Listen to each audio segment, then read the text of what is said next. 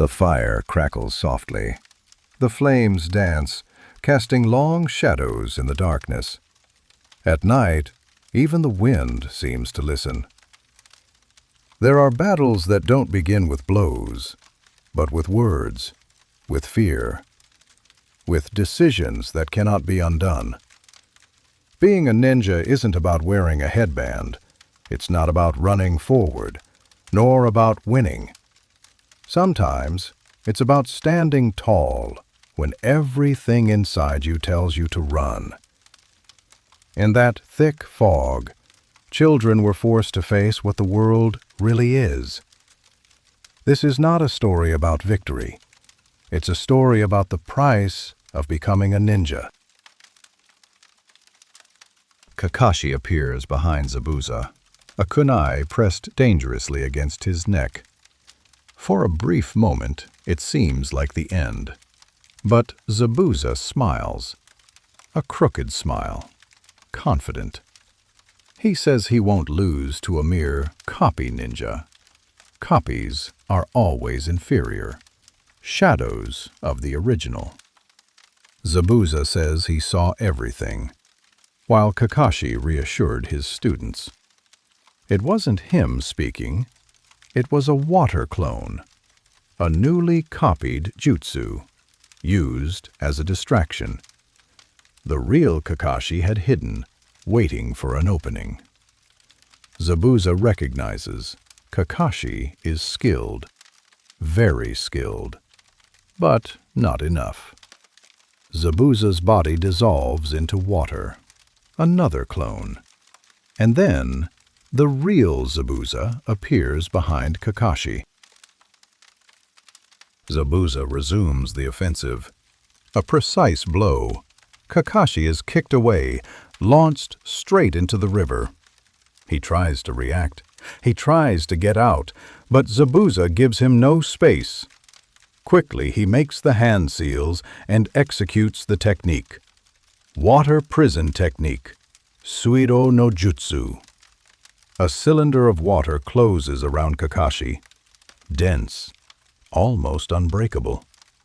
Kakashi is immobilized, no movement, no escape. Out of the fight. Zabuza maintains the jutsu with one hand, and with the other creates a water clone. Now the target changes. Zabuza's clone advances towards Naruto, Sasuke, Sakura, and Tazuna. Zabuza speaks with disdain. He says that wearing a headband doesn't make anyone a ninja. That being a ninja is facing death so many times that it stops bothering you. When your name appears in the most wanted book, then maybe. But those kids? A joke. The clone disappears and reappears inches from Naruto. A violent kick. Naruto flies. His headband falls to the ground. Zabuza steps on it on purpose and calls them brats. Kakashi, trapped, shouts a clear order. "Run! Take Tazuna with you!" This fight is impossible for Genin. While the real Zabuza maintains the water prison, the clone can't get too far. Run is the only option. But Sasuke disagrees. Run, or hold position, is equally fatal against Zabuza's speed. He launches an attack. He throws several shurikens. Zabuza easily defends himself using his sword. Sasuke is hit, thrown far away. Naruto freezes, again. Sakura watches the blows Sasuke takes, despair in her eyes. Naruto thinks about running, but then he sees his bandaged hand. A sharp pain shoots through his body, from his hand to his chest. He remembers the promise he made, to never run away, to never be a burden. He thinks of Sasuke, of Sakura, of Kakashi, of Iruka. Naruto decides he will not run away. Naruto charges at Zabuza, once, twice, 3 times, always being thrown back, always defeated. Sakura yells for him to stop. It's useless, until, after another kick, Naruto falls, and something is in his injured hand. His headband. That's what he wanted. He gets up. Naruto faces Zabuza. He calls him a weirdo without eyebrows. He tells him to write in his little book that the ninja who will become Hokage never falters, and that his name is Naruto Uzumaki. Naruto reveals he has a plan. He asks if they are ready. Sasuke is surprised. Naruto? Thinking about the team? Sakura blushes. Something has changed in Naruto. It's time to finish off Zabuza. Zabuza laughs. Great words for such a small man. Kakashi pleads again. The mission isn't about courage. It's about surviving. Saving the builder. Tazuna speaks. For the first time, he's not just thinking about himself. He understands that all of this is his fault. And he asks them to fight, to do whatever it takes to save their sensei.